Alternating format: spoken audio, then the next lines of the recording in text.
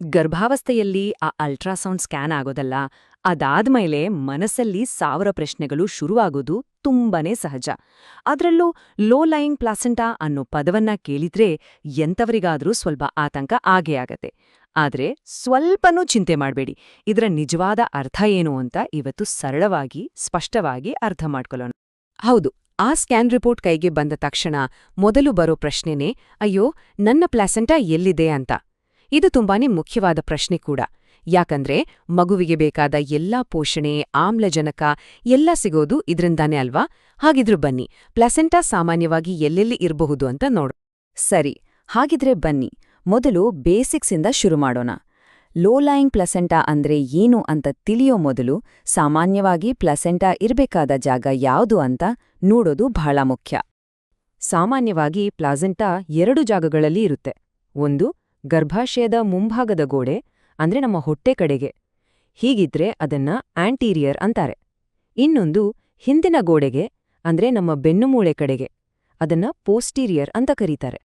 ಇಲ್ಲಿ ಒಂದು ಇಂಟ್ರೆಸ್ಟಿಂಗ್ ವಿಷಯ ಏನಂದ್ರೆ, ಆಂಟೀರಿಯರ್ ಪ್ಲಾಸೆಂಟಾ ಅಂದ್ರೆ ಮುಂದಿರೋ ಪ್ಲಾಸೆಂಟಾ ಮಗುವಿನ ಒದೆತಗಳಿಗೆ ಒಂದು ಕುಷನ್ ತರ ಕೆಲಸ ಮಾಡ್ಬೋದು. ಹಾಗಾಗಿ ಒದೆತಗಳು ಸ್ವಲ್ಪ ಕಡಿಮೆ ಅನುಭವಕ್ಕೆ ಬರ್ಬೋದು. ಪೋಸ್ಟೀರಿಯರ್ ಪ್ಲಾಸೆಂಟಾ ಅನ್ನೋದು ತುಂಬಾನೇ ಸಾಮಾನ್ಯ. ಆದ್ರೆ ಮುಖ್ಯವಾಗಿ ಗಮನಿಸಬೇಕಾದ್ದು ಏನಂದ್ರೆ, ಆಂಟೀರಿಯರ್ ಇರ್ಲಿ ಪೋಸ್ಟೀರಿಯರ್ ಇರ್ಲಿ, ಎರಡೂ ಕೂಡ 100ಕ್ಕೆ 100% ನಾರ್ಮಲ್ ಮತ್ತು ಆರೋಗ್ಯಕರ. ಸರಿ, ಈಗ ಅಸಲಿ ವಿಷಯಕ್ಕೆ ಬರೋಣ. ಸ್ಕ್ಯಾನ್ ರಿಪೋರ್ಟ್ನಲ್ಲಿ ಲೋ ಲೈಯಿಂಗ್ ಪ್ಲಾಸೆಂಟಾ ಅಂತ ಆ ಒಂದು ಪದ ನೋಡಿದ ತಕ್ಷಣ ಎಂಥವರಿಗಾದ್ರೂ ಎದೆ ಢಕ್ ಅನ್ನೋದು ಸಹಜ. ಹಾಗಿದ್ರೆ ಅದರ ನಿಜವಾದ ಅರ್ಥ ಏನು ಅಂತ ಈಗ ನೋಡೋಣ. ಮೊದಲು ನಾರ್ಮಲ್ ಆಗಿ ಪ್ಲಾಸೆಂಟಾ ಎಲ್ಲಿರ್ಬೇಕು ಅಂತ ನೋಡೋಣ. ನೋಡಿ, ಅದು ಗರ್ಭಾಶಯದ ಮೇಲ್ಭಾಗದಲ್ಲಿ, ಅಂದ್ರೆ ಫಂಡಸ್ ಅಂತಾರಲ್ಲ, ಆ ಜಾಗದಲ್ಲಿ ಇರುತ್ತೆ.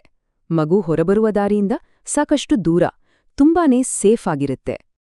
ಆದ್ರೆ ಕೆಲವೊಂದು ಸಲ ಏನಾಗುತ್ತೆ ಅಂದ್ರೆ, ಪ್ಲಾಸೆಂಟಾ ಹೀಗೆ ಮೇಲಿರೋ ಬದಲು ಗರ್ಭಾಶಯದ ಕೆಳಭಾಗದಲ್ಲಿ ಬಂದು ಕೂರುತ್ತೆ. ಅದರ ಅಂಚು ಮಗು ಹೊರಬರುವ ಜಾಗ ಇದೆಯಲ್ಲ, ಆ ಎಕ್ಸಿಟ್ ಡೋರ್ಗೆ ತುಂಬಾನೇ ಹತ್ರದಲ್ಲಿರುತ್ತೆ. ಇದನ್ನೇ ಡಾಕ್ಟರ್ಸ್ ಲೋ ಲೈಯಿಂಗ್ ಪ್ಲಾಸೆಂಟಾ ಅಂತ ಹೇಳೋದು. ಹೌದು, ಇಲ್ಲಿ ಆ ಅಳತೆ ಇದೆಯಲ್ಲ, ಅದು ತುಂಬಾನೇ ಮುಖ್ಯವಾಗುತ್ತೆ. ಪ್ಲಾಸೆಂಟಾದ ಅಂಚು ಗರ್ಭಕಂಠದ ದ್ವಾರದಿಂದ ಕರೆಕ್ಟಾಗಿ ಹೇಳೋದಾದ್ರೆ 2 ಸೆಂಟಿಮೀಟರ್ಗಿಂತ ಕಡಿಮೆ ದೂರದಲ್ಲಿದ್ರೆ ಆಗ ಅದನ್ನ ಲೋ ಲೈಯಿಂಗ್ ಅಂತ ಕರೀತಾರೆ. ಇದೊಂದು ಅನಾಟಮಿಕಲ್ ಪೊಸಿಷನ್ ಅಷ್ಟೇ, ಇದಕ್ಕೇನು ಭಯ ಪಡಬೇಕಾದ ಅಗತ್ಯವಿಲ್ಲ. ಇನ್ನೊಂದು ಮುಖ್ಯವಾದ ವಿಷಯ ಅಂದ್ರೆ, ಲೋ ಲೈಯಿಂಗ್ಗೂ ಪ್ಲಸೆಂಟಾ ಪ್ರೀವಿಯಾಗೂ ಇರೋ ವ್ಯತ್ಯಾಸ. ಲೋ ಲೈಯಿಂಗ್ ಅಂದ್ರೆ ಪ್ಲಸೆಂಟಾ ಕೇವಲ ದಾರಿಯ ಹತ್ರ ಇರುತ್ತೆ. ಆದ್ರೆ ಪ್ಲಸೆಂಟಾ ಪ್ರೀವಿಯಾ ಅಂದ್ರೆ ಅದು ಆ ದಾರಿಯನ್ನ ಭಾಗಶಃ ಅಥವಾ ಪೂರ್ತಿಯಾಗಿ ಮುಚ್ಚಿಬಿಟ್ಟಿರುತ್ತೆ. ಇದು ಎರಡೂ ಒಂದೇ ಅಲ್ಲ. ಸರಿ, ಹಾಗಿದ್ರೆ ಈಗ ಪ್ರಶ್ನೆ ಬರೋದು, ಲೋ ಲೈಯಿಂಗ್ ಅಂತ ಗೊತ್ತಾದ್ರೆ ಮುಂದೆ ಏನ್ ಮಾಡ್ಬೇಕು ಅಂತ. ಚಿಂತೆ ಮಾಡ್ಲೇಬೇಡಿ, ಯಾಕಂದ್ರೆ ಈಗ ಬರೋದು ಈ ಇಡೀ ವಿಷಯದಲ್ಲೇ ಅತ್ಯಂತ ಧೈರ್ಯ ತುಂಬುವ ಒಂದು ಭಾಗ.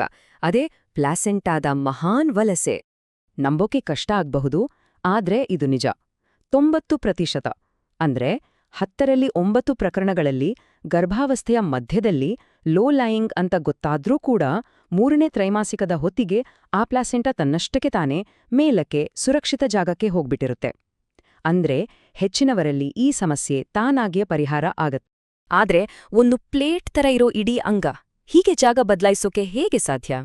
ಇದೇನು ಮ್ಯಾಜಿಕ್ ಅಲ್ಲ, ಇದು ನಮ್ಮ ದೇಹದ ಬೆಳವಣಿಗೆಯ ಒಂದು ಅದ್ಭುತ ಅಷ್ಟೇ. ಇದು ಹೇಗೆ ಕೆಲಸ ಮಾಡುತ್ತೆ ಅಂದ್ರೆ ಸಿಂಪಲ್ ಆಗಿದೆ.